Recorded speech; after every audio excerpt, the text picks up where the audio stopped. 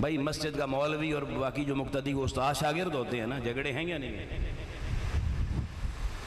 ان سارے جھگڑوں کی بنیادی وجوہات میں سے ایک سب سے بڑی وجہ لوگوں صرف عدم برداشت اور بے صبری ہے۔ جھگڑا ہوتا ہی تھا جب بندہ صبر کا دروازہ چھوڑ دیتا ہے۔ جب تک بندہ صبر کو اپنی زندگی کا شعار بنا کے رکھتا ہے تو صابر ہنس بکر خاموش تبا۔ دوسرا کہے بھائی میں نے نہیں لڑنا، قرآن نے کہا صبر کرنا ہے، تو وہ لڑے گا، وہ بھی 2-4 دفعہ تو میں کر کے چپ کر کے بیٹھ جائے گا، تو لڑائی ختم۔ جب لڑائی نہیں ہوگی تو جھگڑا ہوگا، جب جھگڑا ہی نہیں ہوگا تو کوئی ناراضگی ہوگی، جب ناراضگی ہی نہیں ہوگی تو کیا خیال ہے خاندانی نظام قائم رہے گا یا نہیں؟ آج جو خاندانی نظام کی بنیادیں ہل گئی ہیں، اسلام کا دیا ہوا خاندانی نظام ہمارا انفراسٹرکچر تباہ ہو گیا ہے، اس کی بنیادی وجہ صبر کا نہ سیکھنا، عدم برداشت کے رویوں نے لوگوں گھر گھر کو جہنم بنا دیا ہے۔ کئی لوگ تو میں نے ان کی زبان سے ہی جملے سنے ہیں، وہ ہم نے اگلے جہان میں کون سا جہنم، ہمارا جہنم تو دنیا ہی بنی ہوئی ہے۔ یہ صرف عدم برداشت اور بے صبری کے رویے ہیں۔ اور آؤ لوگوں، آخری بات کر کے پھر چلتے ہیں میدان کربلا کی طرف اسی آیت کو لے کر، مگر یہ جو بات کہنے جا رہا ہوں یہ پچھلی ساری باتوں سے قیمتی ہے۔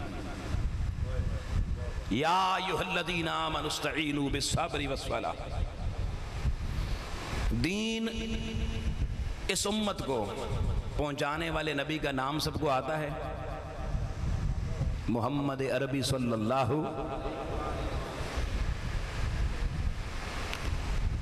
آئیے ذرا تھوڑی دیر آقا کی بارگاہ میں چلتے ہیں، حضور سے پوچھتے ہیں آقا بتائیے کیا دین نماز سے شروع کروایا تھا آپ نے؟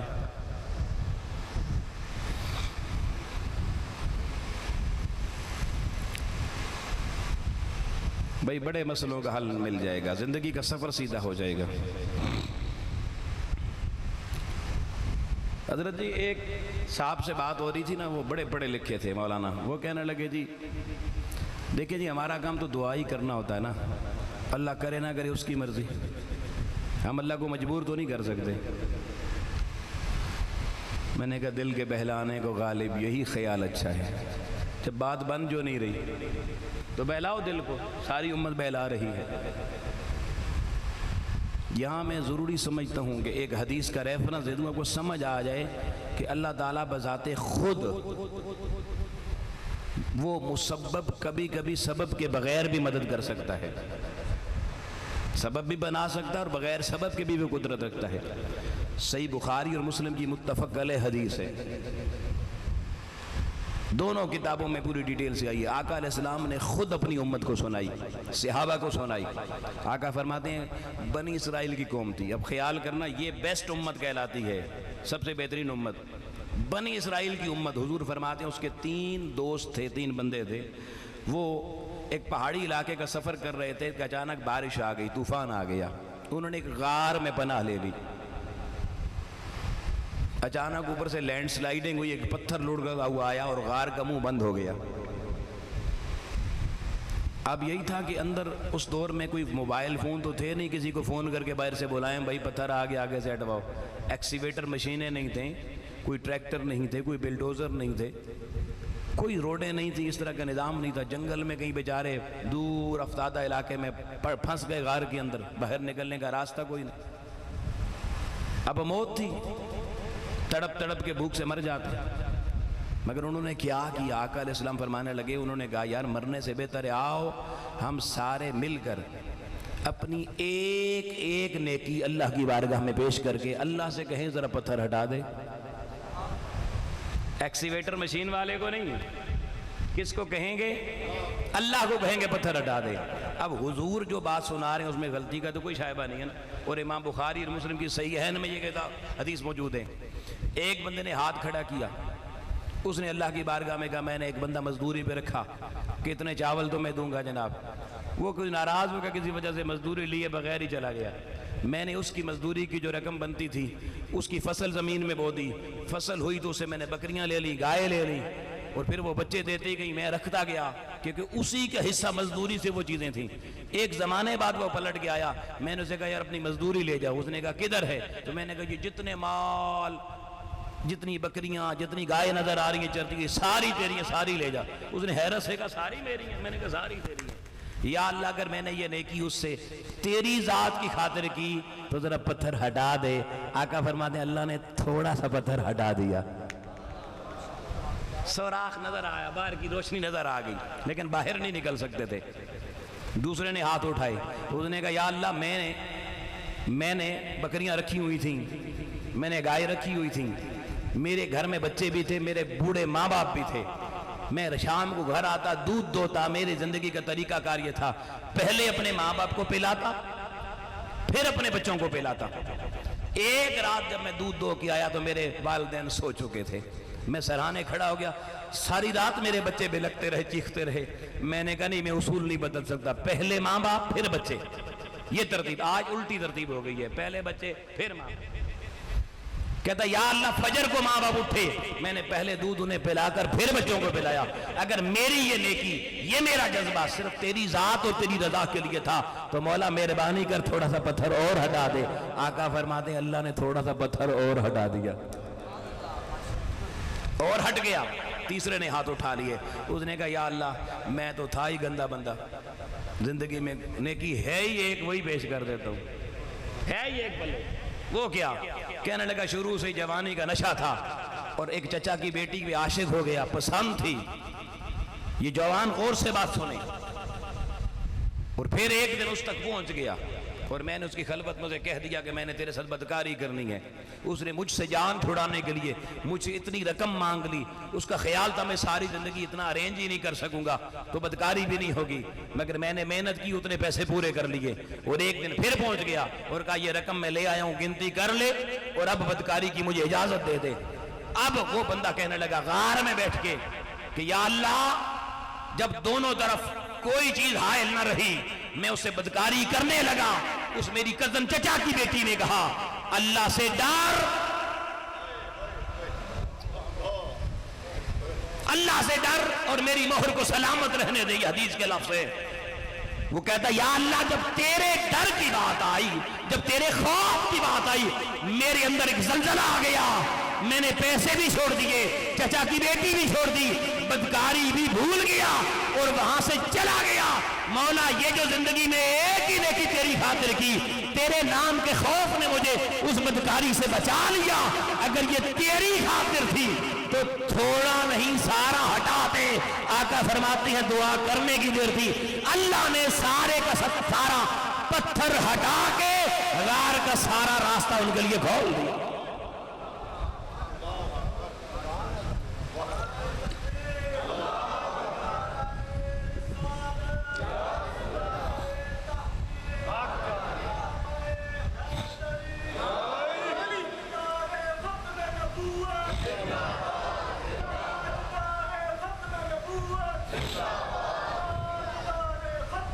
زندہ باد.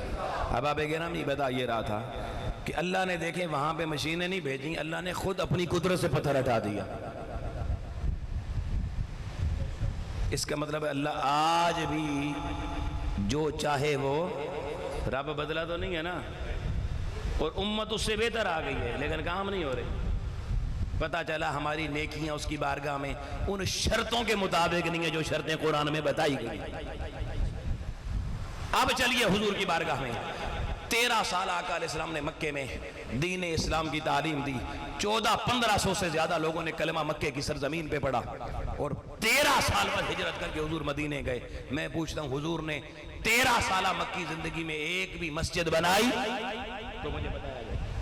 علامہ صاحب آپ بتائیں, یوٹیوب پہ لوگوں کو پڑھاتے ہیں, ہم بھی آپ سے پڑھنا چاہتے ہیں.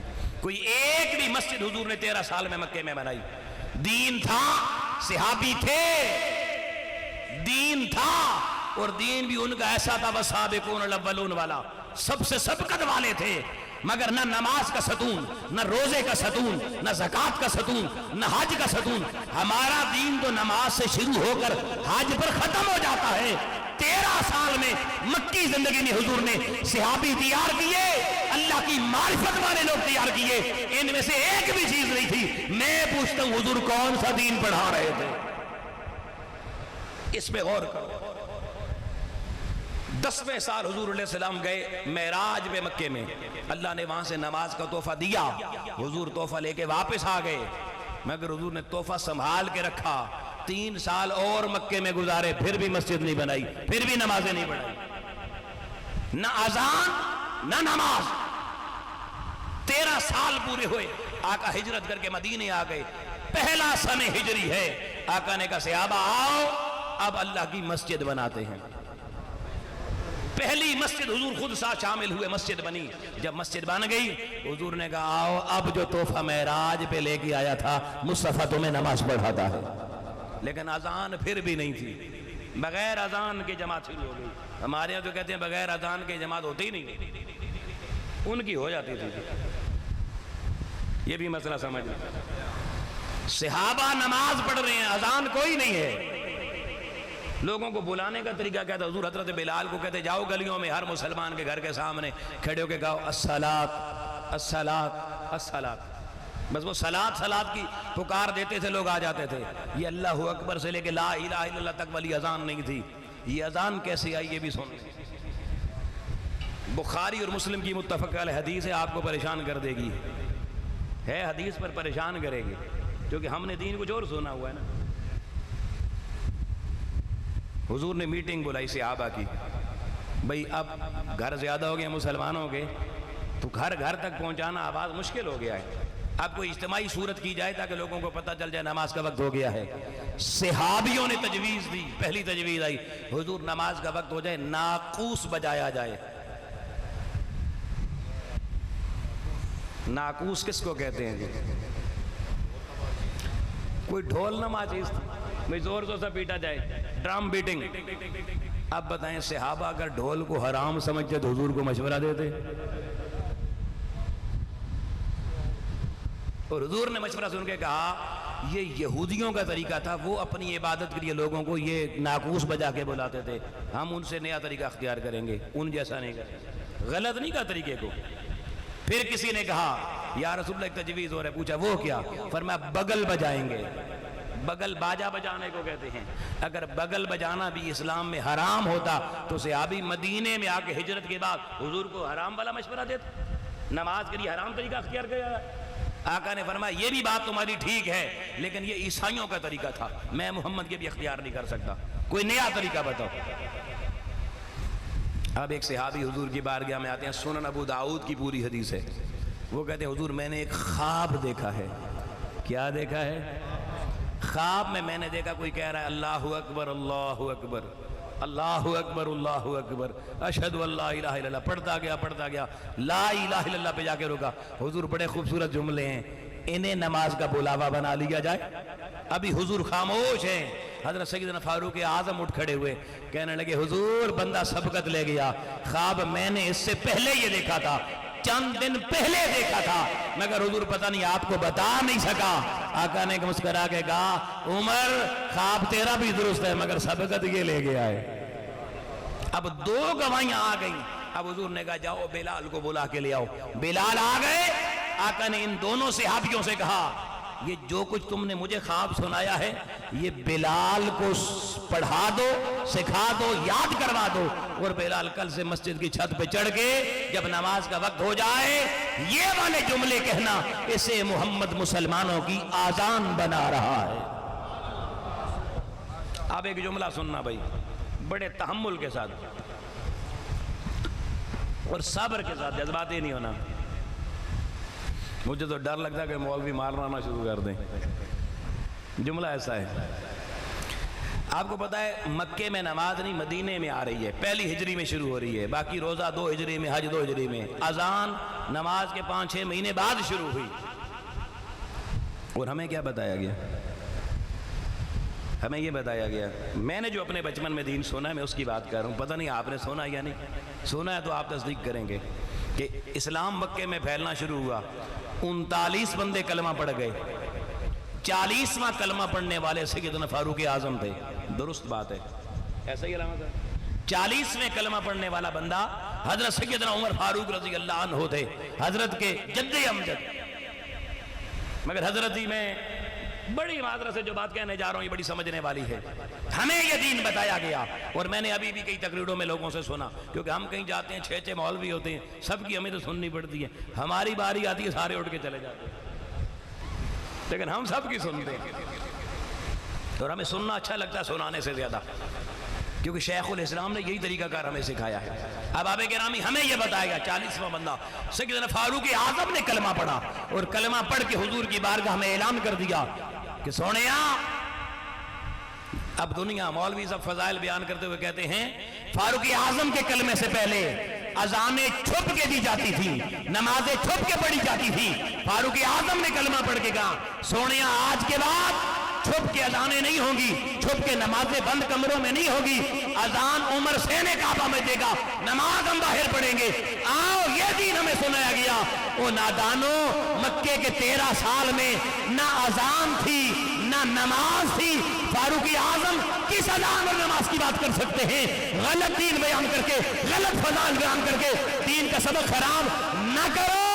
مکے میں فاروق اعظم نے ایسی کوئی چیز بیان نہیں کی۔ فاروق اعظم کو اللہ نے مدینے میں خواب دکھا کر اپنی اذان سنوا کے محمد عربی کو بتا کر بلال کو تیار کروایا۔ مکے کے 13 سال میں سنو لوگوں، میرے آقا نے نہ اذانیں دلوائیں نہ نمازیں پڑھوائیں، جو دین محمد عربی نے 13 سال میں پڑھایا وہ صبر سے شروع ہو کر صبر پہ ہی ختم ہو جایا کرتا تھا۔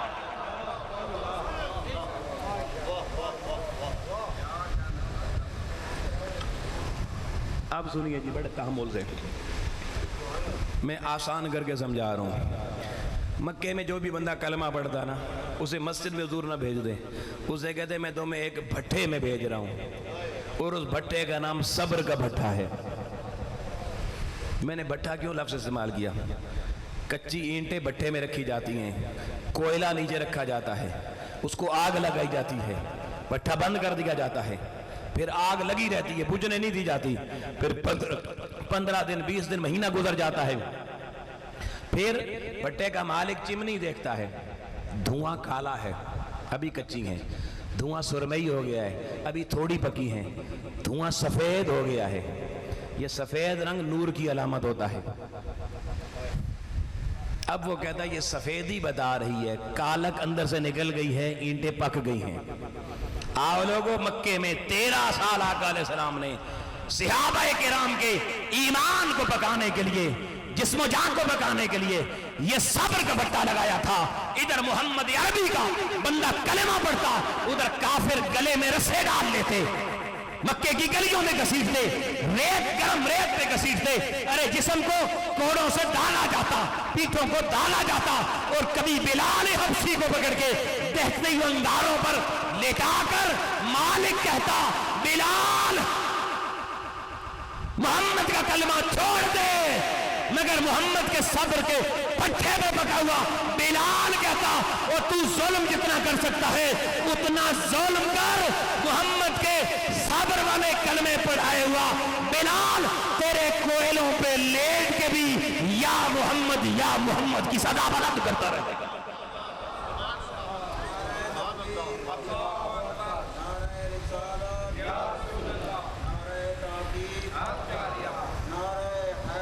بس احباب گرامی، یا ایھا الذین آمنوا استعینوا بالصبر والصلاۃ، بتا دیا دین محمدی کی بنیاد صبر ہے، اس صبر کی بنیاد پہ لگے ہوئے ستون نماز روزہ حج زکوٰۃ ہیں۔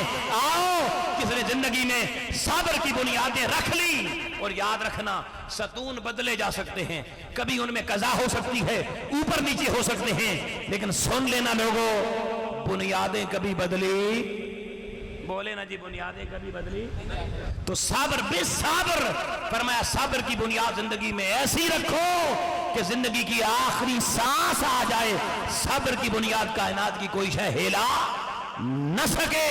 آؤ لوگوں، یہ وہ بنیاد تھی جو عملاً محمد عربی کی قیامت تک آنے والی امت کو دکھانے کے لیے مصطفیٰ کریم کا نواسا سیدنا امام حسین مدینے کی مسجد سے نکل کر، مکے کے حرم سے نکل کر کربلا کی وادی میں خانوادہ لے کے جا پہنچا۔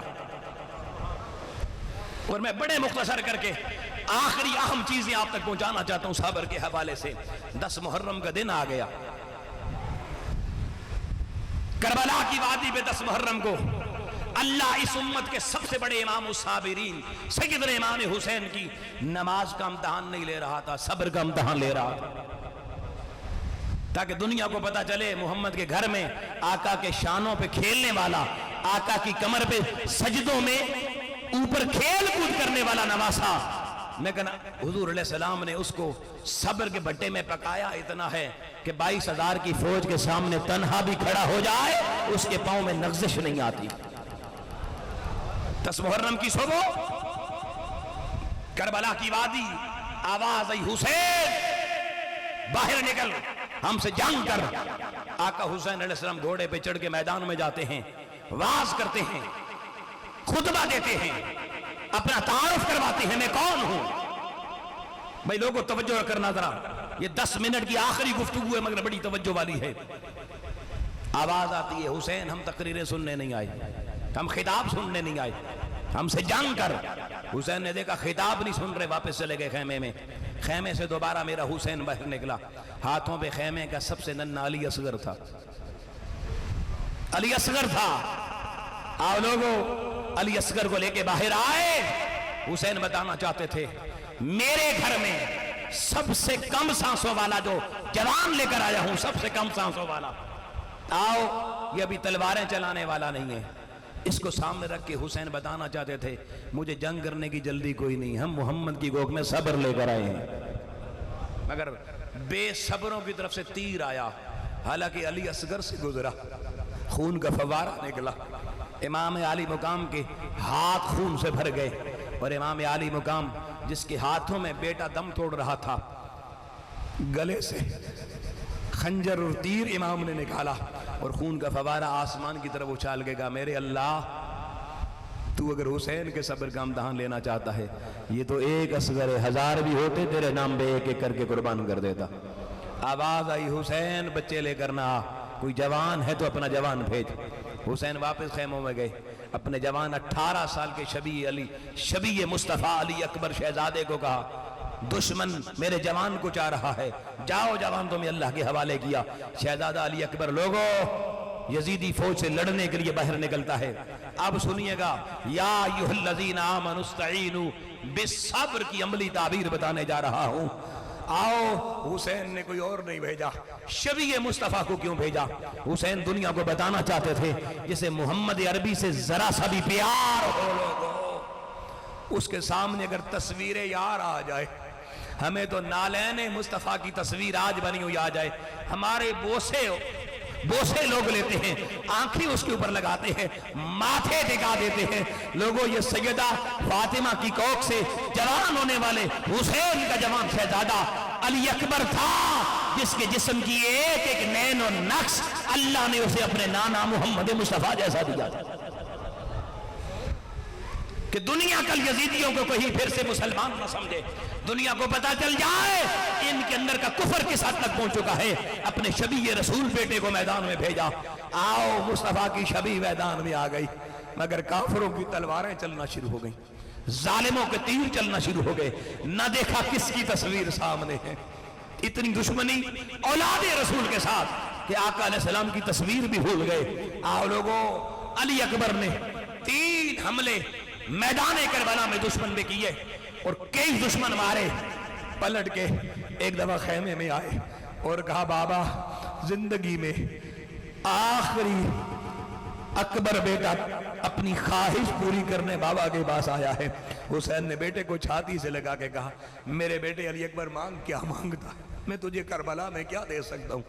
کہا بابا میں جانتا ہوں میں پانی مانگوں گا پانی نہیں دے سکتے، مگر بابا ایک چیز ایسی ہے جو میں مانگوں آپ دے سکتے ہیں۔ کہا بیٹے مانگ میں دینے کے لیے تیار ہوں۔ کہا آخری بار جا رہا ہوں، مڑ کے شاید نہ ہوں۔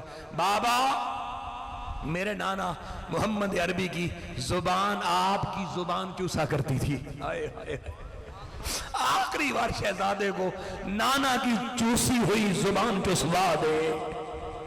آؤ لوگوں حسین نے بیٹے کو چھاتی سے لگایا، اپنی زبان بیٹے کے منہ میں ڈال دے، بابا کی زبان چوس کر لعاب دہن مصطفیٰ کی خیرات لے کے صبر و تحمل کے باپ والا، باپ کا شہزادہ صبر و تحمل کا مینار بن کے پھر کربلا کی چھاتی پہ گیا، دشمن سے لڑا، 313 یزیدی مارے، اور پھر میدان کربلا سے ایک آواز آئی حسین اپنے جوان کا لاشا اٹھا کے لے جا۔ آؤ सब्र बताना चाहता हूं लोगों। हुसैन करबला की धरती पे पहुंचे, गर्द उड़ती नजर आई मगर अली अकबर का लाशा नजर ना आया। हुसैन एक लम्हे के लिए हैरान हो गए। कहा यजीदियों मेरे बेटे का लाशा किधर गया? कहा हुसैन हमने तेरे शहजादे की लाशे पर शरीय मुस्तफा पे घोड़े दौड़ा के लाशे की बोटियां जुदा जुदा कर दी। हुसैन करबला पे खड़े होकर तुझे लाशा बेटे का नजर आएगा, जरा नीचे बैठ के देख तुझे अली अकबर की बोटियां तब नजर आएंगी। लोगों मोहम्मद अरबी का नवासा करबला की धरती में बैठा, सब्र और तहम्मुल का पहाड़ बैठा। देखा बेटे की कोई बोटी यहां पड़ी है, कोई वहां बैठी है। बड़े बड़े जिगर बारे वाले बाप देखे होंगे मगर इतने पहाड़ों जैसे सब्र वाला बाप आपने कभी नहीं देखा होगा। हुसैन एक लम्हे के लिए हैरान हुए, मैं बेटे का लाशा कैसे खैमों में लेके जाऊं? मेरे पास तो कोई बोरी भी नहीं जिसमें डाल के ले जाऊं, कैसे हाथों पे बोटियां उठा के ले जाऊं? फिर अचानक से इनमें ख्याल आया, सुबह से लोगों हुसैन के सर पे दस्तार, मोहम्मद अरबी की दस्तार फजीलत हुसैन ने अपने सर पे पहनी हुई थी। हुसैन ने अपने सर पे पहनी हुई पगड़ी उतारी, करबला की धरती पे मुजम्मिल वाली नाना की चादर फैला दी। एक एक बोटी हुसैन उठाता है, चादर पे रखता है, बोटियां मुकम्मल हो गई। हुसैन ने गठड़ी की कांटे बांधी। लोगों हुसैन ने अपने बेटे का लाशा अज़्मो तहम्मुल सब्र के इमाम ने अपने 18 साल के जवान का लाशा अपने सर में जब उठाया, आसमान भी रो पड़ा। लोगों कहते हैं आसमान उस दिन से पहले कभी सुर्ख नहीं हुआ था। उस लम्हे आसमान की ऊपर सुर्खी आ गई, लहू के बूंदे गिरी। हुसैन धीरे धीरे अली अकबर का लाशा उठा के खैमे की तरफ बढ़ रहा है। आओ लोगों आपने जिंदगी पर सुना 56 साल का मोहम्मद मुस्तफा का नवासा हुसैन, जिसके वजूद के सारे बाल काले थे, बेटे की कटड़ी वाला लाशा लेके जब का शहजादा अपने खेमों तक आया, अंदर हुसैन के दिल से सबर, हुसैन का दिल चीर कर, कलेजा चीर कर, गुर्दे चीर कर, फेफड़े चीर कर, हुसैन के सब्र की लहरें वजूद को चीरते हुई बाहर निकली। इधर अली अकबर का लाशा रखा, उधर हुसैन के वजूद के सारे बाल सफेद हो गए।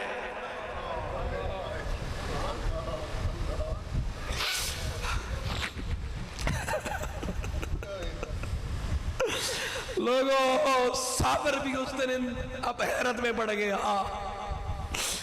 कि मुझे भी इतनी शान हुसैन तेरे दम कदम से मिलनी थी, मगर इधर लाशा रखा क्योंकि पोटली बंधी हुई थी। खेमों से हुसैन की बेटी सकीना निकली, बाबा मेरे लिए खाने की कोई चीज ले आए।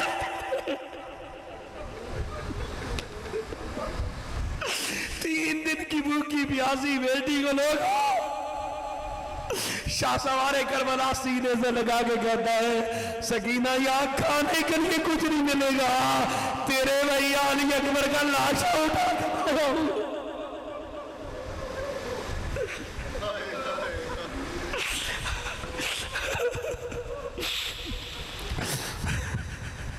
लोगों 19 खानवादे के लाशे अपने कंधों पे उठा के खेमे में लाने वाला इमाम मुसाफिरीन हुसैन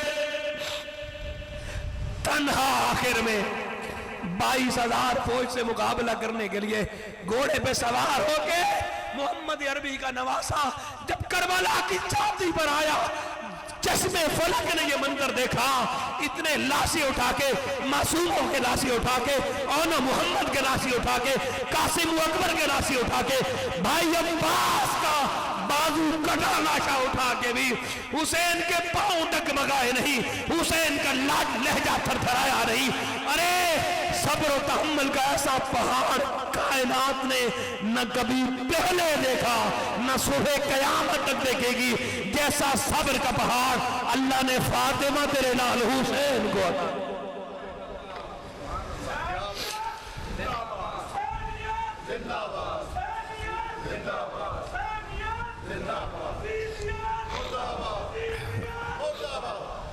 مگر آؤ لوگوں میں بات اختتام کی طرف لے کے جا رہا ہوں.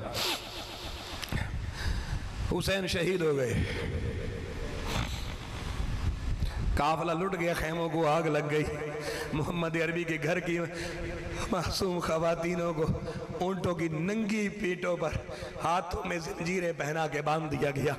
آؤ لوگوں، دمشق کا بازار آ گیا، گزرتے ہوئے یزید کا دربار آ گیا، ظالم صفاق کافر کا دربار آ گیا. اور دربار میں جب یہ قافلہ پیش کیا گیا، میں صرف ایک منظر آپ کے سامنے رکھنے جا رہا ہوں کہ انہی اسیروں میں سیدہ بطول زہرا کی ایک کنیز حضرت فضہ رضی اللہ تعالیٰ عنہ، جو حبشن غلام تھیں، کنیزہ تھیں، اس سیدہ کے گھر کی وہ بزرگ خاتون، کالے رنگ کی خاتون بھی ساتھ تھی. جب دربار میں یہ قافلہ لایا جا رہا تھا اور یزید کے سپاہیوں کو پتا تھا کوئی مجرم دربارے یزید میں پیش کیے جا رہے ہیں، مجرم محمد عربی کے محرموں کو مجرم بنا کے پیش کیا جا رہا ہے، ان کے سپاہی جو پیچھے کھڑے تھے ان کی نظر پڑی سامنے جب حضرت فضہ پر، کنیز زہرا پر. انہوں نے دیکھا جی تو ہماری حبشہ کی خاتون ہے.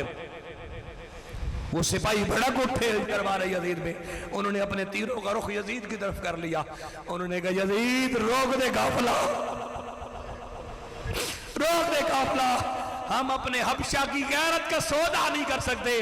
یہ جو بزرگ مائی آ رہی ہے کالے رنگ والی، اس کو الگ کر، اس کو ہم مجرموں کے ساتھ تیرے کٹہرے میں پیش ہونا ہم دیکھ نہیں سکتے.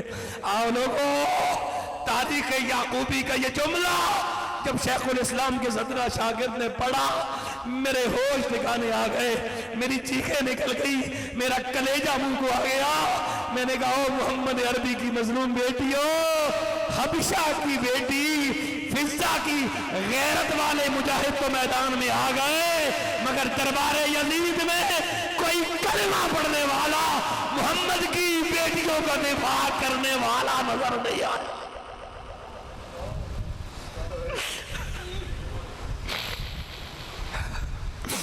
آؤ لوگوں، آج بھی دنیا کہتی ہے نہیں جی یزید مسلمان تھا، یزیدی مسلمان تھے. ملا علی قاری لکھتے ہیں، آپ کہتے ہیں جو کسی عالم کو عوالم کہہ دے وہ کافر ہو جاتا ہے. عالم کو عوالم کہہ دے. عوالم کا معنی کیا ہوتا ہے؟ گندا عالم، چھوٹا عالم، بھدا عالم، بیکار عالم. وہ کہتے ہیں کسی عالم کو چھوٹا بھدا بیکار عالم کہہ دیں، اس کے کہنے سے فقط کفارہ، بندہ کافر ہو جاتا ہے. استاد امام سعد الدین تفتزانی شرح العقائد اہل سنت کی جنہوں نے لکھی ہے، وہ لکھتے ہیں کہ جو شخص یزید کو مسلمان سمجھے وہ خود کافر ہے. جن یزیدیوں نے آل رسول قتل کی انہیں مسلمان سمجھے وہ کافر ہے، ان کی مدد کرنے والے کو مسلمان سمجھے وہ کافر ہے، ان پہ جو خوش ہونے والا ہے وہ بھی کافر ہے. مگر آؤ دوستان محترم، حضرت فضہ کنیز ہے مگر اس کے محافظ وہاں مل گئے. محمد مصطفیٰ کی گھرانے کی مظلوم بیٹیوں کو محافظ نہیں ملے. آج بھی جس دور میں اور آپ زندگی گزار رہے ہیں، بڑی بڑی مسندوں پہ بیٹھنے والے ملا آج پھر یزیدیوں کی وکالت کرتے نظر آ رہے ہیں اور محمد مصطفیٰ کی بیٹیوں میں پھر سے خطائیں تلاش کرتے نظر آ رہے ہیں. یہ دور میری آپ کی آنکھیں دیکھ رہی ہیں. اب ہماری زندگی کا امتحان ہے. حضور کی آل کی کتنی وفا ہے، مگر یہ باتیں تب سمجھ میں آئیں گی جب یا ایھا الذین آمنوا استعینوا بالصبر والصلاۃ سمجھ میں آئے گا. جب حسین کربلا کی چھاتی پہ گئے نا تو 2-3 بار حملے کیے اور کافر ایسے بھاگے جیسے شیر کے آگے گیدڑ بھاگتے ہیں. تو حسین نے 3 حملے کر کے کہا یزیدیوں رک جاؤ، محمد عربی کے نواسے کو، سیدہ زہرا کے شہزادے کو نماز قضا کرنے کی عادت نہیں ہے. آمن استعینوا بالصبر والصلاۃ. ابھی تک صبر کا تماشا دنیا نے دیکھا، حسین کے صبر کے کمالات دنیا نے دیکھے. اب کربلا کی دھرتی پہ ایک نیا منظر سامنے آیا. جب کہا یزیدیوں رک جاؤ، مجھے نماز قضا کرنے کی عادت نہیں ہے میں زندگی کی آخری نماز پڑھ لوں. کربلا کے سینے پر سید نے لوگوں سیدوں کے بابا نے اپنی نماز زندگی کی آخری نماز شروع کی. سجدے میں گئے. یزیدیوں نے کہا اگر حسین نے سر اٹھا لیا شاید پھر ہم حسین کا مقابلہ نہ کر سکے. آگے بڑھے, سر تن سے جدا کر دیا. مگر آؤ لوگوں, حسین کی 10 محرم کی کربلا صبر سے شروع ہو کر صبر کے مراحل سے گزر کر نماز پہ ختم ہو گئی, اور اعلان ہو گیا ان اللہ مع الصابرین. اب صرف اس سوال کا 1 منٹ میں جواب اور اجازت کہ ان اللہ مع المصلین کیوں نہیں کہا, مع الصابرین کیوں کہا؟ آؤ لوگوں, اگر اللہ کہہ دیتا میں نمازیوں کے ساتھ ہوں تو آج کے یزیدی فکر کے ملا پھر چنگھاڑتے پھرتے, وہ کہتے دیکھو جنگیں ہوتی رہتی ہیں, ہمارے بڑے بھی نمازی تھے, اللہ ان کے بھی ساتھ تھا. اللہ نے کہا میں قرآن کی بنیاد ہی ایسے رکھتا ہوں قیامت تک کا کوئی یزیدی یہ دعویٰ ہی نہ کر سکے. اس نے کہا ان شرطیں دونوں پوری کرنی ہیں, صبر اور نماز. مگر اللہ کس صف میں کھڑا ہے؟ ان اللہ مع الصابرین. فرمایا جس صف میں صبر ہوگا اسی صف میں رب خود کھڑا ہوگا. آؤ لوگوں اب فیصلہ کرو. کربلا کی دھرتی پہ ادھر لشکر یزید ہے, ادھر خیمہ حسین ہے. نمازیں ادھر بھی ہیں, نمازیں ادھر بھی ہیں, اذانیں ادھر بھی ہیں, اذانیں ادھر بھی ہیں. میں پوچھتا ہوں ہاتھ جوڑ کے بچہ جوان بزرگ ہر کوئی سوچ کے جواب دے, صبر کس صف میں تھا؟ آپ کو کربلا میں صبر صرف صف حسین میں نظر آئے گا. سو جس صف میں صبر نظر آئے گا رب بھی اسی صف میں نظر آئے گا. آؤ کربلا کی وادی سے اعلان ہو گیا ان اللہ مع الصابرین, کہ کربلا کی جنگ میں اللہ حسین کے ساتھ تھا اور قیامت تک میرا رب ہمیشہ حسینیوں کی صف میں ہی رہے گا.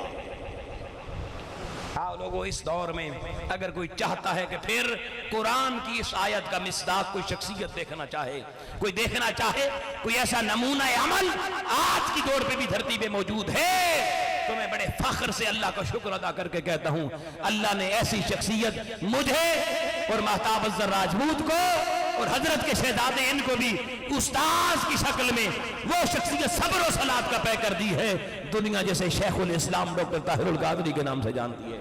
آپ کہیں گے کیسے, اس پہ بھی آخری دلیل دے جاؤں.